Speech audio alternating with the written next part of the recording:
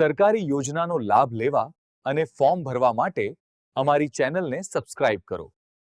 મિત્રો, આજે આપણે વાત કરવાના છીએ જ્ઞાન સહાયકની ભરતી વિશે, જેમાં પ્રાથમિક, માધ્યમિક અને ઉચ્ચતર માધ્યમિક માટે આ ભરતી થવાની છે। આની વયમર્યાદા શું રહેશે, તેમજ તમને પગાર અહીં જોઈ શકો છો 26,000 રૂપિયા જેટલો મળવાપાત્ર થશે।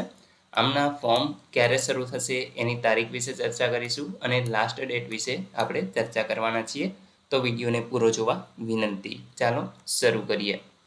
મિત્રો, અહીં તમે જોઈ શકો છો, સમગ્ર શિક્ષા અભિયાન અંતર્ગત જ્ઞાન સહાયક યોજના પ્રાથમિક અને જ્ઞાન સહાયક યોજના માધ્યમિક અને ઉચ્ચતર માધ્યમિક માટે શાળા કક્ષાએ 11 માસ માટે કરાર આધારિત જ્ઞાન સહાયક પ્રાથમિક, માધ્યમિક અને ઉચ્ચતર માધ્યમિકની જગ્યાના કરાર બાબતે ઓનલાઈન અરજી છે એ અહીં મંગાવવામાં આવેલી છે।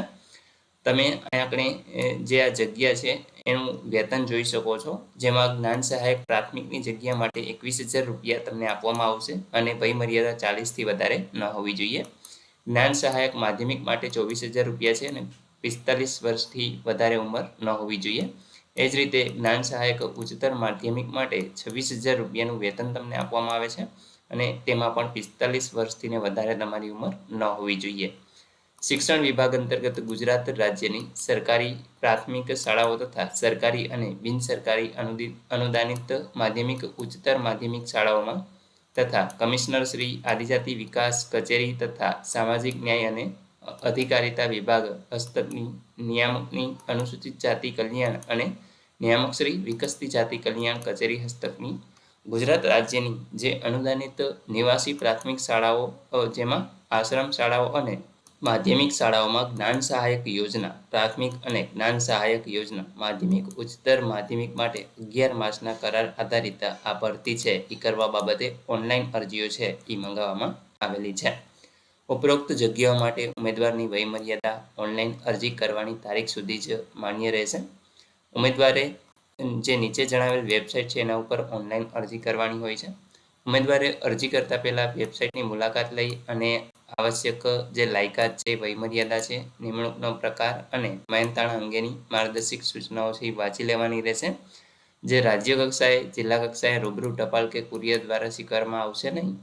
તદુપરાંત આવી મોકલેલી અરજીઓ છે એને માન્ય પણ નહીં ગણવામાં આવે, એટલે કે તમારે ઓનલાઈન અરજી જ કરવાની રહેશે। તમે ટપાલ અથવા તો રૂબરૂ જો કોઈ પણ પ્રકારે અરજીઓ મોકલાવશો તો એ માન્ય નહીં ગણાય।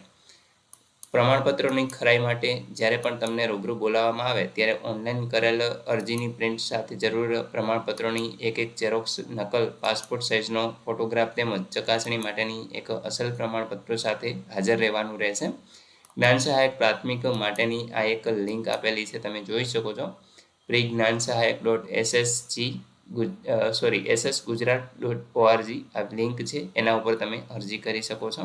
અને એક બીજી પણ લિંક તમે જોઈ શકો છો, gyansahayak.ssgujarat.org, તો આ બંને વેબસાઇટ ઉપર તમે અરજીઓ કરી શકો છો। હવે મિત્રો, ઓનલાઈન અરજી છે એ તમારી 2 ડિસેમ્બરથી શરૂ થશે બપોરે 2 વાગ્યા અને જે છેલ્લી તારીખ છે એ 12 ડિસેમ્બર બુધવારે તમે રાત્રના 12 વાગ્યા સુધી આ અરજી કરી શકો છો।